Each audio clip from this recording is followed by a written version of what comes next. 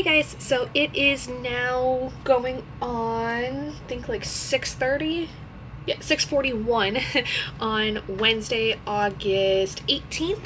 And today I'm starting, well, I already kind of started it, but starting Everlasting, which is book 5 in the Kissed by an Angel series by Elizabeth Chandler. Now, if you've not been watching my reread series of this, I will leave a link for that down in the description for you guys. This is going to basically be a spoiler-filled reading vlog review of this because I like doing these kinds of style videos a little bit more. I don't know why. They are a little bit easier to do, I think, in a lot of ways than my normal sit-down videos. So this is basically the second part to the second trilogy of the Kissed by an Angel series, because if you're not aware, the Kissed by an Angel series was a paranormal YA romance that was essentially written for the first time in the 1990s, and then about 20 years later was picked up as a new continuation, essentially with 3 more books, this being the second of those 3.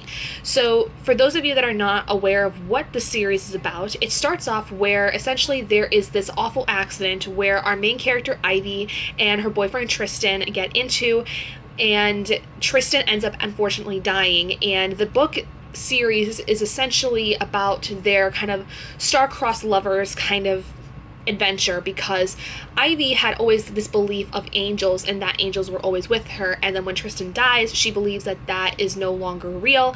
And the story is basically having Tristan from the other side as an angel, as Ivy's guardian angel, trying to find out what exactly happened to him, because Ivy's life is now in danger.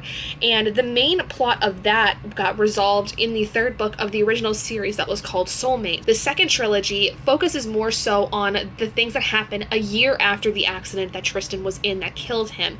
And what we learn in the first book of that new trilogy, which was called Evercrossed, is that Tristan's been gone for a while, that ever since the events of the original trilogy, he went away because his business was done. But what happens is that the soul of Gregory, who was the ultimate bad guy of the entire original series, is basically started to possess somebody who we find out at the very beginning of this. And what happens is Ivy, who has been dating Will for the longest time since after the events of the first trilogy, starts to meet this young man by the name of Guy. Nobody really knows who he is because he was in an accident and has amnesia. What they find out, though, is that while Ivy's been getting to know him, he basically is this guy named Luke McKenna that went missing after having strangled his girlfriend, and the police have been trying to find him, but obviously Luke lost his memory. And what happened then is that in the accident that Luke was in, the soul of Tristan, who was thought to be lost forever, essentially morphs itself into the body of Luke. So it's Luke's body, but Tristan's the one running it, if that makes sense. And this becomes very clear to Ivy, who over the course of Evercrossed was seeing a lot of similarities between this guy and Tristan, and she was very unsure as to why that was happening, but she kept getting this weird inkling that something was a little bit more than it seemed. Now, the end of Evercrossed essentially leaves us where Luke/Tristan has run off because the police are after him, and everyone just basically assumes that Ivy and Luke broke up because of the fact that she found out he was a cold-blooded killer. So, like I said, I did start this a little bit. I really only read the prologue and the first chapter, though, so far.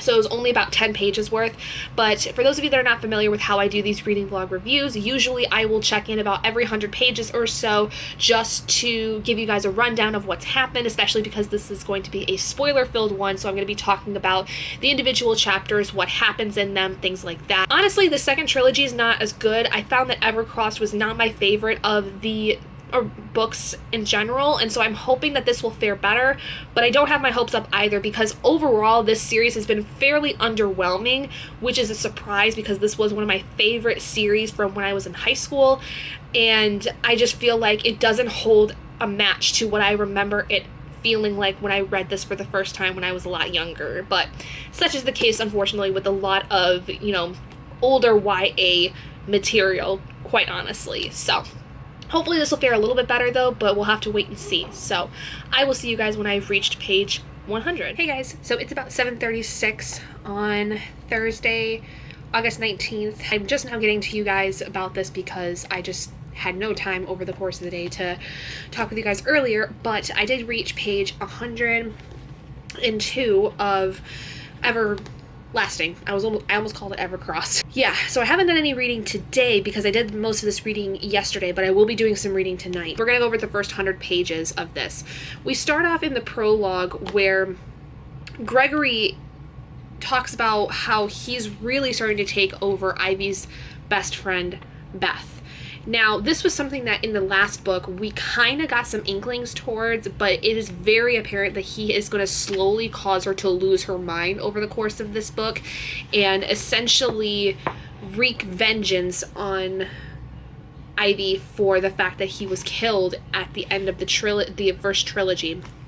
So then we start off with chapter 1, where basically everyone's talking to Ivy about Luke, who is the guy that Ivy was with that ended up actually being Tristan, and she's trying to have to downplay it that, you know, she didn't realize he was a cold-blooded murderer, and she hasn't seen him for now about a week.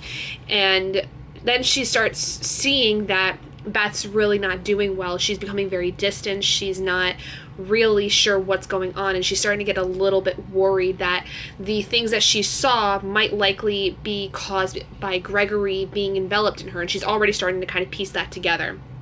Then in chapter 2, we go to Tristan, who is just kind of running. He's been running, you know, from the cops for some time. It's just basically a chapter where we kind of see him for the first time since the last book.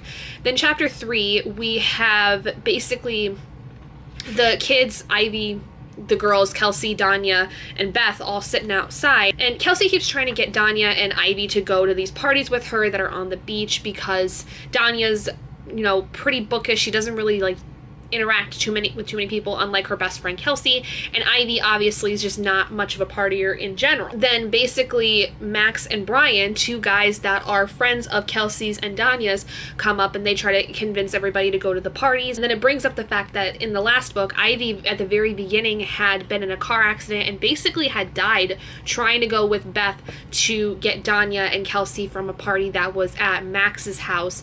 And, you know, it kind of just reminds her of the fact that, you know, this is not a good idea, and so she really doesn't want to have to go and save her again because it could likely cause another accident. And then what happens is Ivy goes inside to check on Beth and finds that there are glass shards in one of her shoes, and she realizes that, you know, there's something really sinister going on because Beth basically, after running down the stairs when Ivy called for her, that was when Ivy had found the glass, so she knows that Beth's the one that did that.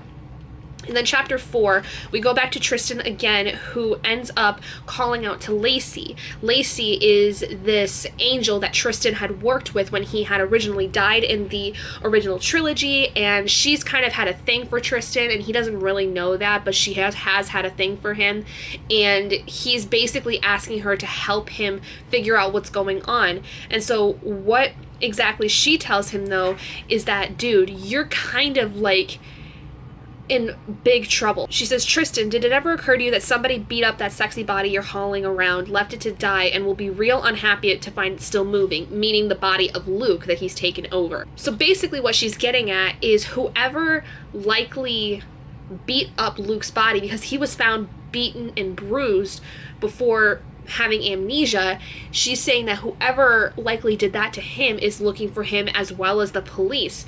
And then on top of that, you know, he had played God in a sense by bringing Ivy back to life when she got in the car accident with Beth.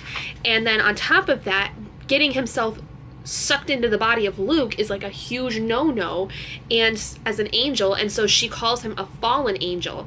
And she's worried that basically with him being in this body, it could spell eternal doom if he doesn't clean up his act, basically. And so then before Lacey goes, Tristan asks her to basically leave a sign, which would be a shiny penny, for Ivy to let her know that he's still around, kind of thing. And it just makes it easier that Lacey's kind of a go-between between the two of them, because Ivy doesn't know where he is because he's been on the run. In chapter 5, Max comes into the house after having Ivy step into the broken glass, and she kind of tries to talk to Max a little bit, and then she ends up going out to the barn where Will, her ex-boyfriend, stays in while they work at this inn.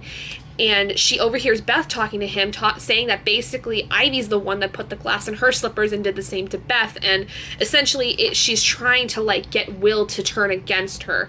And we as the reader know that that is because Gregory's the one that's calling the shots. He's the one that's doing all of this. Chapter 6, we go back to Tristan again, who basically has cut off some of his hair, and he's trying to figure out what exactly had happened to Luke. So he goes back to the hospital that Luke had been taken to and finds the nurse Andy that was presiding over him while he was in the hospital with amnesia, basically when Tristan was waking up inside the body and trying to figure out what the hell happened and who he is.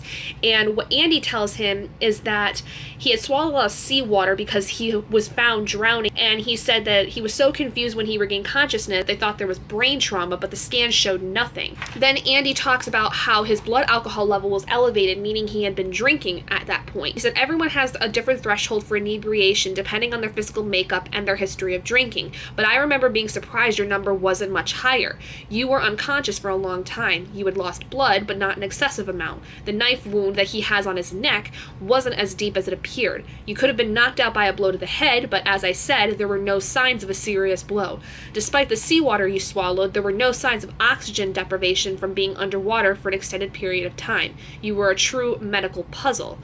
And then he talks about Ivy, because Ivy was also, like, at that time getting in the car accident. When they both were in the hospital, Ivy just got into the car accident and was by herself a miracle because she came away from the accident looking like she was completely unscathed. Now, what Andy then says is that they did do toxicology reports, but no drugs showed up. But there are drugs, not the kind people use by choice, that don't leave an unidentifiable chemical trace in the body. The one I'm familiar with is used for medical purposes. It temporarily paralyzes the patient. Some patients react to it afterward with muscle twitches, especially when awakening. It's one of those things you observe as a nurse, and I observed it with you. And Andy says that he doesn't tell the police because he didn't think anybody would believe him about this. But what this says is that basically it's likely that Luke was drugged, and that would indicate there's a premeditated murder going on. So whether or not Luke really killed his girlfriend is kind of up in the air, because even if he did, somebody then tried to kill Luke, and that can spell a whole other thing about what really happened to Luke's girlfriend that was strangled. So there's this new mystery brought up where it's like, okay, so who tried to kill Luke? What would be the purpose of that? Chapter 7, Ivy gets visited by one of the police officers named Rosemary Donovan, who comes in and checks on her often ever since Luke had disappeared, because they kept thinking that he would come find Ivy since they were known to be an item. And Rosemary tells her that it's likely that Luke supposedly is gone, like out of the state. Because at this point, Ivy still hasn't really heard from Tristan at all. So the police think that he's out of the state by now, but they want her to be really careful the next several weeks, because it's still possible he could come back and try to contact her. And that they need to be aware of when that happens so that they can bring him in. And then she goes to tell Will and Beth that, but they don't really seem to talk to her. They're very kind of standoffish with her. So then Ivy decides to go to the church that she practices her music at and plays her music for a little while, and later on sees basically the purple shimmering of Lacey after the priest finds a penny sitting in this bowl down on the pedestal, like down by the pulpit basically. And Ivy thinks it might be Tristan, and she kind of actually gets that confirmation. Lacey ends up basically giving her this line from the Bible that says, "But Ruth replied, 'Do not urge me to leave you or to turn back from you. Where you will go, I will go, and where you stay, I will stay.'" And basically Ivy takes it as a sign that that is from Tristan, that Lacey is acting on Tristan's behalf. The relationship between Lacey and Ivy is kind of weird, because Ivy respects Lacey a lot, but Lacey doesn't really like Ivy because she thinks that Ivy's nothing but trouble, truthfully, because of all the stuff that Tristan has done to prove his love for her and communicate with her beyond the grave, that Lacey's like, you're not supposed to be doing this, you're being an idiot, you should be moving on, kind of thing. Chapter 8, then Lacey goes back to Tristan to tell him that she's done what he asked. And the thing is that Lacey's still not really okay with this, but she's like, hopefully this girl is smarter than she looks, because I sent her a very, very obvious sign to, like, come see you, basically. And then in that chapter, we go back to Ivy, who kind of starts tossing and turning, and she decides to go out to the pond to kind of just, you know, see if it's possible Tristan can be out there, and they find each other, and they're able to kind of spend some time together. Then going into chapter 9, Danya and Ivy end up going down to the beach, and they see Will and Beth there working on this graphic novel that they've been working on for the summer kind of thing, and they start talking. And the thing is that from here, there's a lot of stuff that gets kind of brought up in terms of Luke, essentially. Beth's friend Chase comes in, who is this kind of real dick of a guy. He's interested in Beth, but she's not really, because he's not really her type, honestly, but she's also kind of just not herself, so I don't think she normally would act this way with Chase. Max and Brian end up coming out too, and they hang out with everybody, and Kelsey does as well, and eventually Ivy goes down toward the water, and Brian follows her, and he starts talking about how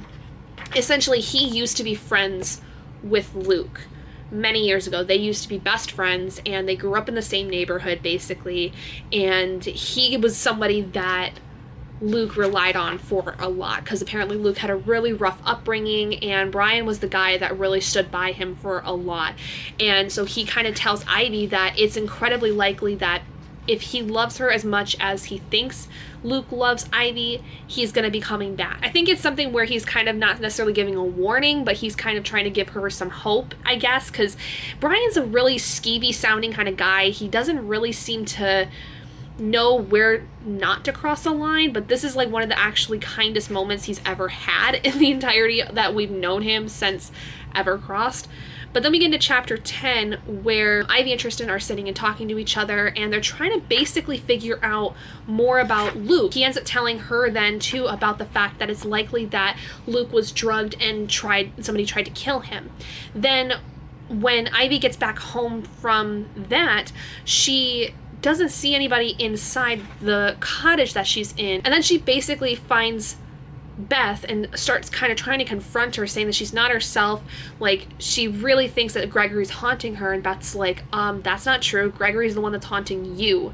And eventually she kind of gives up, and she sees a message from Suzanne. And Suzanne is another friend of Ivy's, like her other best friend, who over the summer decided to go to Italy because she was involved with Gregory off and on during the events of the original trilogy. And after Gregory was found to be a murderer and was killed, Suzanne basically just had to go away for a while for the summer, so that's what she decided to do. But she emails Ivy and is like, Beth told me a really scary dream that she had, and they're trying to like talk about it, but being on the other side of the world, it's kind of hard for them to like message back and forth.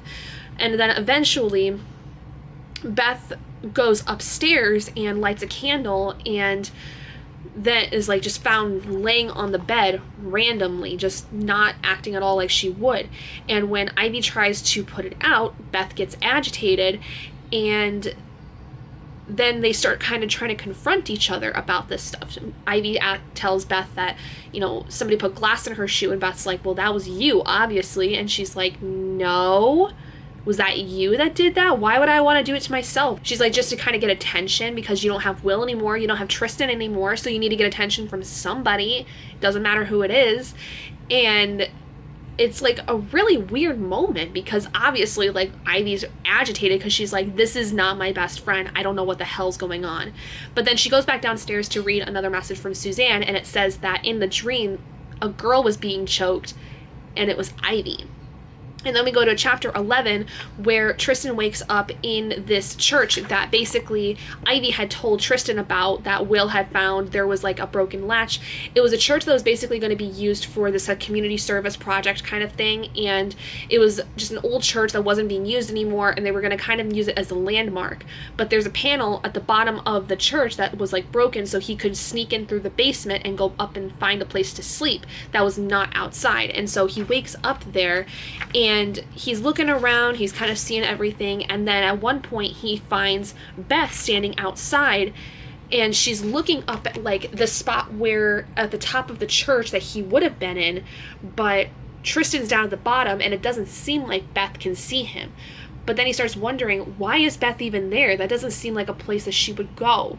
And the only thing I can think of is that Gregory led her there as kind of a thing where he's like, this is where Tristan is. I can feel him. I can sense him. And you can too, kind of thing. So that's where we end up with on chapter 12, page 102.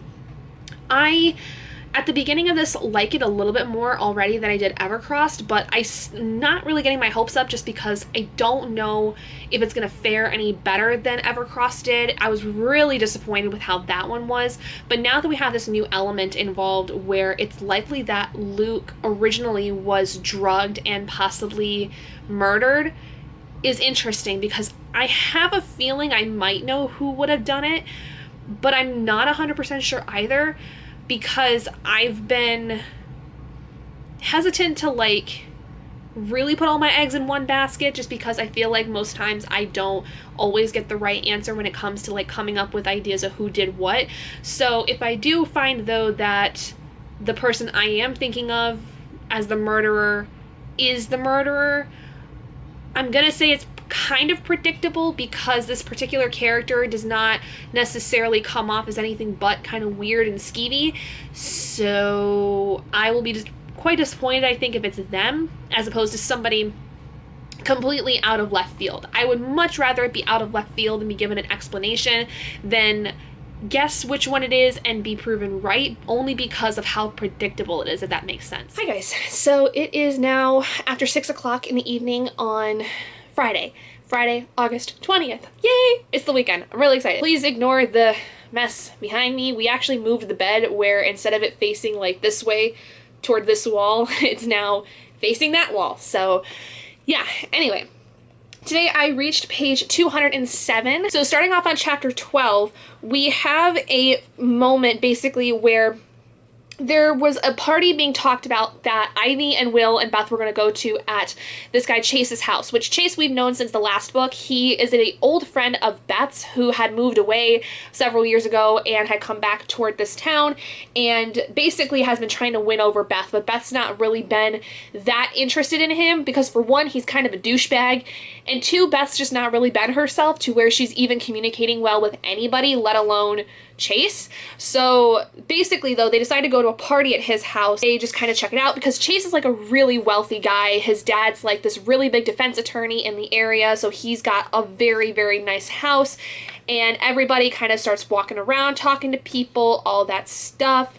And then at one point, Brian and Ivy end up going off to find some other food because the food that they have there's not really helping at all, and it's just kind of finger foods at this point, like the real fancy dancy finger foods that like super rich people would have. But they basically go to sit by themselves, and Brian and Ivy really start talking a lot more about Luke because Ivy's been trying to get information about Luke and everything. So essentially what he specifically talks about is Corinne, and talks about how Luke's girlfriend Corinne, who was found murdered, was not really the best of people. She was honestly kind of a bitch when it came to a lot of stuff. But Corinne and Luke really got along because Corinne was always looking for somebody to really take care of, and Luke was looking for somebody that would take care of him because in his upbringing he really didn't have anybody that really cared about him enough to take care of him, and Corinne was somebody who kind of liked to boss somebody around and, you know, act like a mom too almost. So they were very drawn to each other. And Ivy talks about how Luke had some charges like DUIs. He had an assault charge that was dropped on him, and Brian talks about how there is a girl that may know more about Luke than Brian does because of the fact that they were super close and this girl was in love with him, and this is a woman named Alicia Crowley. Now, Alicia was a woman that actually they had met in the last book, Tristan as Luke had at the fair, because she knew who Luke was and Ivy didn't know who she was, and so this kind of starts off this whole train where basically Ivy starts going after Alicia to figure out, you know, what other information she can. Then we go into chapter 13 where Kelsey comes in on Brian and Ivy at this party talking, you know, all these things. And then Ivy goes out to Will, and Will's been trying to get a hold of Beth, who didn't come to the party, and she isn't answering. Beth ended up taking Will's car, which Ivy's like, what are you thinking? She could go drive off a cliff. She's that fragile at this point. And they start talking about Beth in general, and Ivy basically is like, you can think what you want about me, and a lot of your anger I admit I've earned, but right now we're talking about Beth, and I want you to listen hard for her sake. Gregory has come back. And so she starts talking about her theory about that, and Will's not really listening to it. He's not really willing to let this be a possibility because he thinks that Gregory's been dead and gone now for almost a year. Then a storm breaks out, and Ivy decides to leave the party, and then she goes home to the inn and turns on her computer, and on the background of her computer is Gregory's eyes, and it's like a very haunting image kind of thing. Then we jump over to Tristan, who basically wakes up in the middle of the night when the storm's happening, and he starts to hear these voices that are outside of the norm. He's never really heard voices before, and it's terrifying to him, and so he calls out to Lacey, but she doesn't answer. Then chapter 14, Ivy ends up going to Alicia's grandparents' farm that she works at to talk with her, and they basically start talking about Luke, how she actually was with him for like the night that Corinne was murdered. And Alicia's really confused because she knows for a fact that Luke would never hurt somebody, especially Corinne, because he loved her so much, and so she's really confused about it. And she's worried about going to the police because what she does know that basically would give him an alibi, it's something where, like, if she goes to them now, they're gonna kind of be like, why did you wait so long to tell us? And she doesn't know how to do it. And what she says then, too, is that Corinne was a bit of a bitch, that she was really controlling of him. When she broke off their relationship, she had gone over to see Luke, who was drinking, and then he had got a text from Corinne to meet with her. She left Luke when he had said that, you know, he wasn't going to go see her, all these things, and that was actually, according to what Ivy finds later, up about the time that he wouldn't have been able to actually kill Corinne. So, like, the timeline of how things happen is that the time that Alicia and Luke had spent together would not have made it possible for Luke to drive all the way out to where Corinne was and kill her. And like, that's an alibi that they find out over the course of the next several chapters, but that's kind of the idea. And Alicia does ask Ivy that if she finds Luke and she sees him, that she would like to see him one last time. Chapter 15, we go back to Tristan, who basically has been getting really nervous, and Lacey gets there finally, and he tells her about the fact that he's been hearing voices, and she's like, wait, what? What do you mean you're hearing voices? That's not right. And he starts to think that maybe it's Gregory, and Lacey's like, there's no way. Even if Gregory is here, there's no way he could cause that to happen. He can't even tell where you are at this point. Like, kind of just trying to put his mind at ease. And she does say, though, that essentially he could roam, because she references the point where Tristan had roamed between Will and Beth's mind in the original trilogy trying to contact Ivy. And she's like, that could very possibly be what he might be doing, but it seems like he's going to be really honing in on Beth for right now. And Lacey basically tries to tell him again to stop chasing after Ivy because it's not gonna do nothing but, you know, damn his soul forever, because essentially what he's doing is further making it hard for him to be able to move on by not moving on from Ivy and essentially focusing so much of his energy on being with Ivy. It's costing him literally his soul, and Lacey's trying to save him, but he's not listening to her. And then we go back to Ivy, who, going back to the inn, she starts doing some research and finds a name of a man named James Oberg, who was the witness to finding Corinne's body. And she tries to call him, but he doesn't answer, and then essentially starts piecing together the alibi, which is that, you know, Luke couldn't have been with Alicia and driven all the way over to where Corinne was while inebriated and kill her, because the timeline did not work out that way, because it's like a 40-minute drive from where he was to where he was supposed to meet Corinne, and by the time her body was found, it was already 10 minutes after Alicia had left Luke, because they were watching an episode of Law and Order at the time, and it just wasn't possible for him to travel there in 10 minutes and kill her. It wasn't possible. So she thinks that they found a really big plot hole with the whole thing. And then when the cat that stays at the inn, Dusty, comes around and actually starts kind of eking its way toward the stairwell where Beth is sleeping upstairs, she basically goes to find Beth, and Beth has taken the amethyst pendant that Will and Ivy had given her, and basically like used it to hang a angel doll that Ivy had, and Beth's basically going crazy, but you can see that she's fighting with Gregory, and Ivy tells her that she needs to keep the amethyst on her because it seems to be something that might be trying to protect her from Gregory. And then we go into chapter 16 where Tristan and Ivy see each other again for the first time in a while, and she starts talking to him about what's been happening, and they start to kind of think about maybe it's possible that they can get Alicia to talk about this to the police. And then James Oberg, the man who had found the body of Corinne, talks even about how he specifically remembers that he found the body going on to the 11 o'clock news at night because he never misses it, and he had seen her by the time that the weather report would come on, which again leads to the alibi that they have that Alicia can tell to the police. And then they decide to have Alicia and Luke, Tristan, meet for the last time because like Ivy wanted to keep the promise to Alicia that she had made, and Alicia is like dumbfounded. You can tell she still has a lot of love for Luke even after everything that's happened, and Ivy goes off on her own to give them some privacy, and she sees this light from like the other side of this area, but she thinks it's somebody that, you know, was just walking their dog. Chapter 17, the next day, Alicia had said that she was going to go to the police after she got done with work, and then she comes across Beth, who tells her that she threw her amethyst into the water because she said the water wanted it, and so Ivy's going ballistic. She's not happy because she feels like Gregory's starting to win all these things, and it's just getting harder and harder to figure out how to stop him.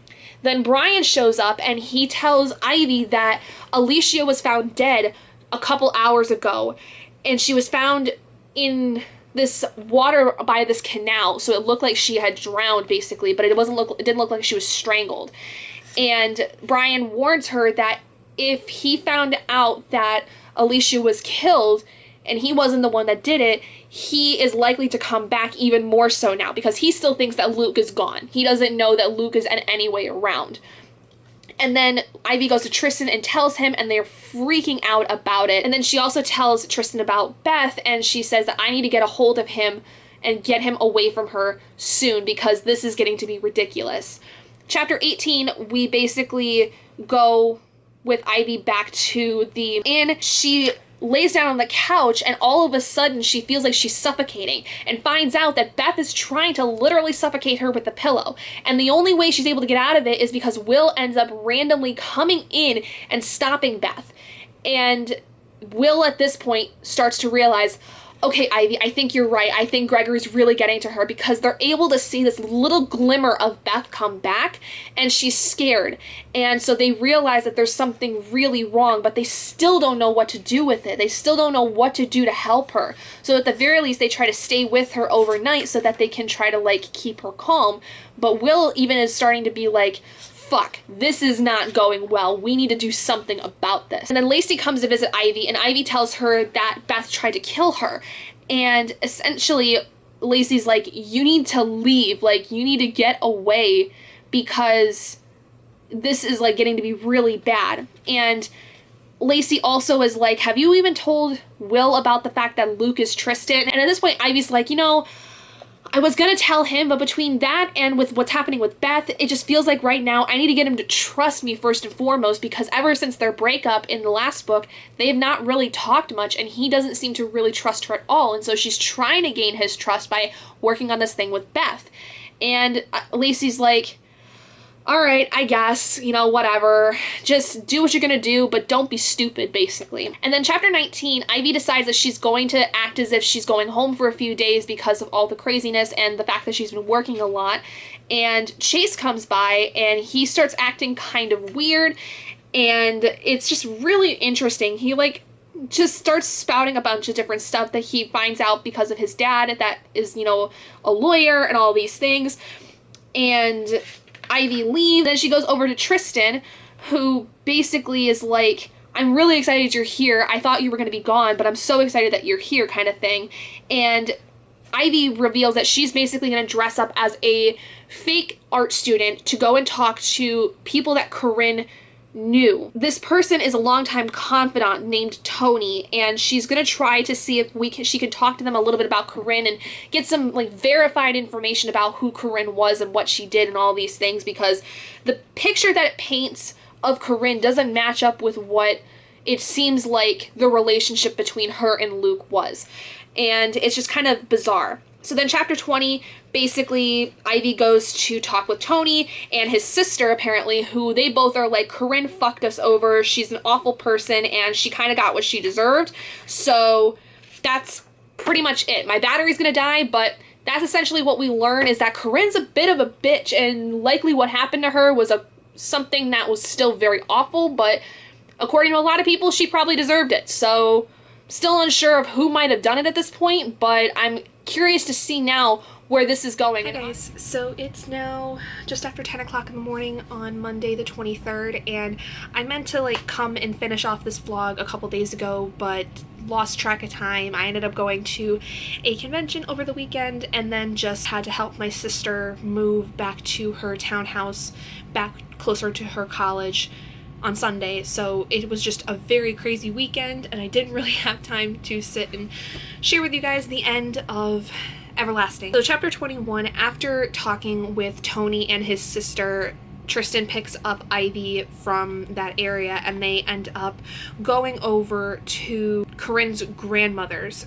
who Corinne was very close with her grandma, essentially, and this place that she lives also houses her stepfather and her mother, and the grandmother, like I said, was very close with Corinne, so there's a lot of questions that they're hoping to ask her, and they basically come to find out that the stepfather is obviously a jerk. He really disliked Corinne, and even more so, I think, Corinne's boyfriend at the time, who was Luke, who Tristan has taken the body over, so Corinne's stepfather thinks that it's Luke.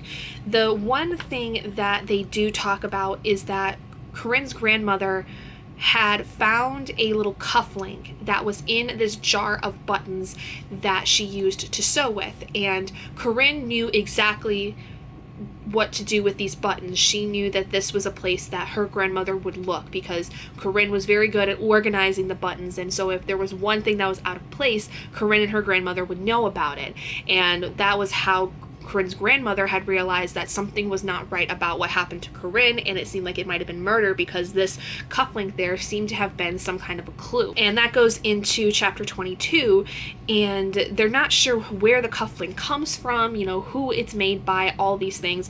So they end up actually looking up a cufflink that looks like it may have been part of a hit and run that was done a few months before Corinne's death. And so they start thinking about how maybe it's possible Corinne ended up actually finding this cufflink and was using it to blackmail somebody, and that's why she ended up being killed. Chapter 23, Ivy and Tristan decide to go back to Tristan's parents' house, because the thing is with all of this being discussed and the fact that Tristan never really knew how his death had affected his family and the people he loved initially back in the original trilogy, they think it might be a good idea to have Tristan go see his parents, even though they're not going to know that it's Tristan, to see how his parents are doing and how the house looks that he grew up in. You know, it would be kind of good for him to be able to get that kind of closure. And it's very emotional, as you can expect, because it's just really hard for Tristan to be able to see his parents that have been able to move on in a sense. And it turns out that they have a new cat whose name is Ella, just like Ivy's old cat used to be named. And they're not sure exactly how the cat got there. It just kind of happened that they said a teenage girl had come by and said it was their cat and his parents' cat, and dropped it off, and then she disappeared. And the collar on it says that the cat's name is Lacey. So more than likely Lacey, the angel, had dropped that cat off as kind of a way for the parents to hopefully be able to move on and take care of something. So then we go to chapter 24, where Ivy and Tristan end up going back to her house, her parents' house, her stepfather and her mother's house, because it's abandoned right now. Her stepfather, mother, and brother all went out to California for about a week or so, so the house is left empty, and they go and basically decide to shack up there just for a little bit to get away, because Ivy's already, you know, suspected to be going back home because she needed a break, supposedly. So that was kind of the idea. So they go and they basically stay there. And then Tristan wakes up at one point and starts hearing these voices that are saying now, ever, hours, and he accidentally wakes up Ivy, and he plays it off that he had a nightmare. And then they head back toward the inn, and Will calls Ivy and says that Beth is missing. He says that she took his car without his permission, and they don't know where she went. She's been missing ever since, and she's not answering her phone. And Ivy starts to panic because she thinks that now Gregory may be taking over Beth again, and it's going to make things a lot harder because they don't know where she went, they don't know where she could have gone, and everybody is searching, basically. Chapter 25, they try to contact Lacey, and Will says that there were a lot of things weird about Beth's computer when he went to look at it. All of her text messages and calls and mail from the last 6 months were deleted, but there was a lot of searches in terms of places to go, places like the ferry ports, a state park, various places where she could have gone. So they start having people tag team to go and find her in these different places. Chase and Danya go out to Provincetown. Max goes to Chatham since he knows that area best. Brian and Will go to Highness Port, which is another area that they think she might be in. And Ivy, and without anybody's knowledge about it, Tristan, essentially, or Luke, go out to this other place called Woods Hole, and nobody can seem to find her. Nobody has any idea of where she is. Lacey comes in and says that Beth had called to her asking about how to exorcise the demon from her, which would be Gregory. And Lacey told her that the only way to do that is if the host, Beth, were to die.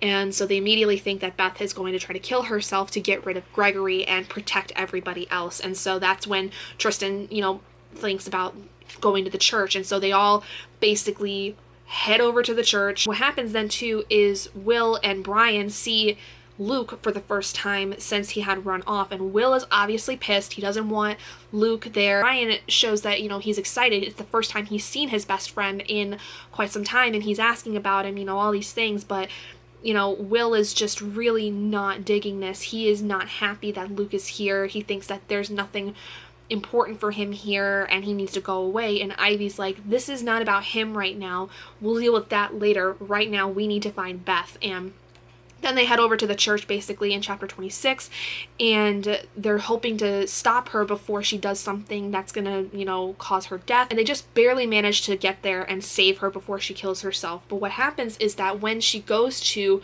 essentially hang herself from the bell tower of the church, there's this lightning strike, and it's almost as if like this lightning strike causes Gregory to leave Beth's body, and it basically exorcises him. There are cops that are coming through, like there's sirens, and so Brian takes Luke away to protect him, to keep him out of sight so that the police don't find him. They take Beth away. They say that she needs some time alone and she just needs to like get some recoup from this adventure she went on, whatever, making it sound like nothing really happened.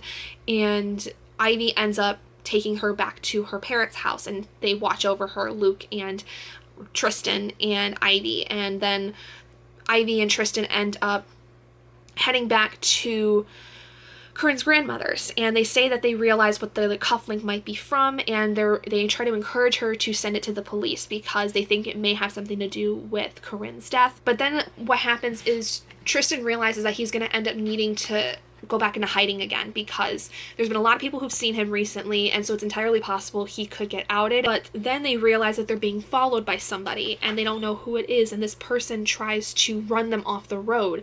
And at one point they end up getting kind of stuck, and in chapter 28 there's a point where the person gets out of the car with Tristan, and it turns out it's Brian, and he's drunk, and you learn that he's actually the one that not only killed Corinne but then also killed Luke. So what we basically find out is that the cufflink is Brian's because Brian had gone to this big dinner thing for hockey, and he was on a really good path with his hockey career, and this dinner was basically something that was important to him. And he got really drunk and accidentally got in this car accident, and he kind of did this hit and run kind of thing. So Corinne, though, realizes that the cufflink is his because she knows well enough, because of the fact that she's super close with Luke as he was dating her, all these things, and she basically decides that she's going to use this as blackmail, because apparently, as we had heard from several people beforehand, Corinne was one to really get people to do what she wants. She would blackmail anybody she could if she thought she could get something from them. She was kind of just a really mean person, and Brian was really not up for that. He played along with her game for a little while, bought her some things to like keep her quiet, and then so basically he concocts this whole scheme where he's gonna basically frame his best friend for murder, kills Corinne, and then takes him out into the woods, drugs him, gets him to drink a lot, and tries to kill him. And you learn that that obviously didn't go according to plan, because, well, Luke may have died, Tristan took over the body, so it still looks as if Luke is alive. And essentially they try to get Tristan onto this bridge where this train is coming, and Tristan's able to escape. Possibly. He's able to distract Brian by throwing the cufflink that they have at him to get him to get it, and distract him enough for Tristan to basically go under the bridge and drop into the water that's below. But Ivy doesn't hear from him after that. They don't know what happened, and we don't know what exactly happens to Brian either, if he jumps off the bridge as well, and if he lives. There's basically, the end of this book is completely left open. We don't know what happens. All we know is that after all this happens and Ivy gets the hell out of Dodge, after the police kind of come by and they're like, you need to get out of here kind of thing, Lacey comes by and she's like, I don't know where he is. I haven't seen him. I don't hear him. And if he's dead, there's a lot more of a problem than you think, because there's something to do essentially with the fact that the sounds, the voices that Tristan's been hearing are the same ones apparently that Gregory had heard before his death. And Lacey says that those voices are not good. They spell really bad things, and especially if Tristan's hearing them, and if he's dead now, again, that spells even worse problems for his eternal soul, which is something that that Lacey's been warning Tristan about and Ivy about for the last 2 books now. So we don't know necessarily what that entails. She doesn't say exactly what it entails, but the last thing that Lacey says is that if Tristan's alive, he's almost out of time. And then it says basically, you know, the tower bell gongs, and that's the end of Everlasting. So we don't really know whether, for one, if Tristan's even still alive, if Brian's alive still, because we don't see what happens to him, and then we don't even know necessarily what exactly it is that, you know, Lacey's so afraid of Tristan to get involved in, if it means like his soul becomes eternally damned. We don't know anything about what that is. So that's basically the end of Everlasting. So my thoughts on this one were, I actually like this one a lot more. It's still not really 100% what I would have liked, because again, I feel like the length is too short for me. It's something where I feel like these 3 books, once again, could have been one large one, which I think would have done a lot better.